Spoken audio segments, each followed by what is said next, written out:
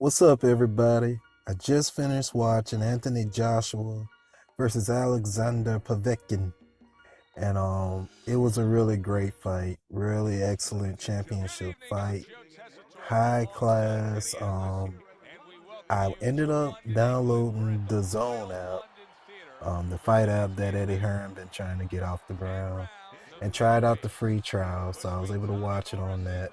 I'm gonna spend some time with it before I give you my thoughts on the app itself, but it worked fine for the fight.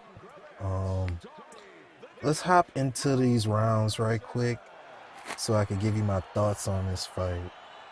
So, the overall story of this fight was that Joshua was so big, and that really set the stage for this fight. But hats out to Povetkin. Povetkin, as the smaller guy, he's like 6'2". Joshua's like 6'6". Povetkin fought about as good as humanly possible. But Joshua's poise and his power was just a bit too much for Povetkin. So in round one, it was a round that, of course, they filling each other out in round one. And it looked like it was going to be a Joshua round until the very close to the end. Povetkin managed to hit Joshua with an uppercut that staggered him. So while I gave that round to Joshua, you could argue that it could have been a Povetkin round. Okay, now in round two, Povetkin really hopped on Joshua because you could tell Joshua was kind of still hurt from the shot that staggered him in round one. And Povetkin was all over him, really fighting. Once again, the perfect fight for his size. Like he was in and out, in and out. Joshua looked bothered. He looked kind of shaken, but he still held his poise up pretty well. But I thought it was clearly a Povetkin round. So right now I have it 1-1. Now come round three. It was a close round, and Povetkin kind of had the first half of the round on lock. But in the second half of the round, Joshua kind of took over. You see, Povetkin was giving feints and darting and dodging around and hopping on Joshua almost any chance he got. But anytime that Joshua threw a punch and it landed, you could just tell it just really stung Povetkin. And with that, I thought that Joshua did just enough to win the round, but that's another close round. So really, I got it Joshua with 2-1, but both of the rounds I gave Joshua, you could have argued could have been rounds for Povetkin. Now in round four, Povetkin is still doing this great pressure. His movements, you could tell that Joshua has to be completely dialed in or he'll be really in trouble. But I gave Joshua this round because Povetkin didn't throw enough punches. And to his credit, this was just Povetkin fighting really well, even though I didn't give him this round. Every time Joshua hits Povetkin, you could just tell, look, this hurts.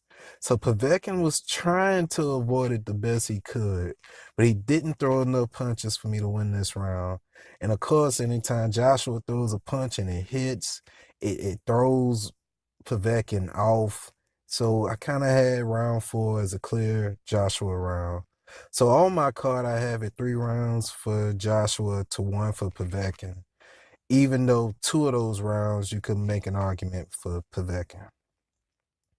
Now, in round 5, Povetkin comes back on strong.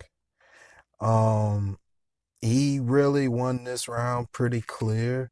Once again, fighting was virtually a perfect fight. And to Joshua's credit too, he if if Joshua was a lesser fighter, if he was some kind of bum or a hype job, this would have exposed him. But he showed good poise. And while I would have wished he'd have thrown punches more to keep Povetkin under control, it just felt like I think how they promoted it, like it was just a high level game of murder chess. But Round 5, I definitely had for Povetkin. Now, round 6 was a very great round. A lot of action in this round, but Joshua Power once again made the difference. Povetkin was competitive in this round, but every time Joshua touched him, he was just kind of, you could just tell that Povetkin really felt it. So it was by necessity that Povetkin was moving around the way he was. And believe you me, if Povetkin wasn't moving around and really dialed in, this could have been a really short night. And that brings us to round 7, which was once again a close round, but things got out of hand real quick. About a minute into the round, Joshua started landing. And when he landed these clean shots, oh my God, close to a knockout of the year. He sent Povetkin flying. Povetkin almost fell through the ropes on the initial knockdown. I think his trainer almost tried to help him get in, but I don't think that's legal. And the fight could have almost been stopped there, but the ref gave him one more shot to come on up. And he did. He managed to get up from this hard knockdown from Joshua. And one of the best things Joshua has going for him is if he has you hurt, he is about getting you out of there.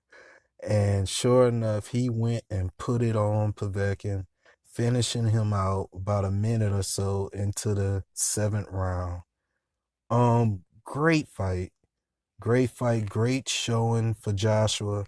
Great showing for Povetkin. You know, with them failed drug tests, I didn't have that much respect for Povetkin, but this fight kind of felt like King Kong and Wilder a little bit. Like, hey, you got this champion who some people feel a little iffy on, and you got this challenger who a lot of people respect and says got all the skill in the world.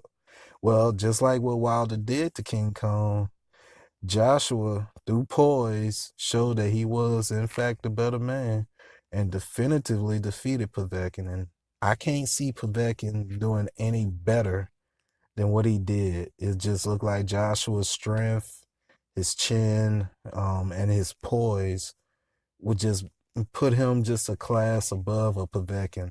And Povetkin, if he fights the way he fought today, could beat a whole lot of fighters. I would love to see Povetkin and King Kong go at it.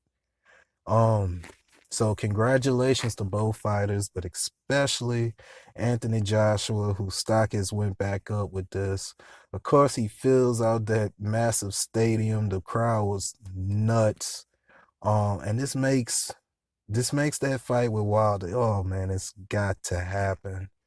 And you know, while I'll talk about it another time, right now I have that fight at 50-50.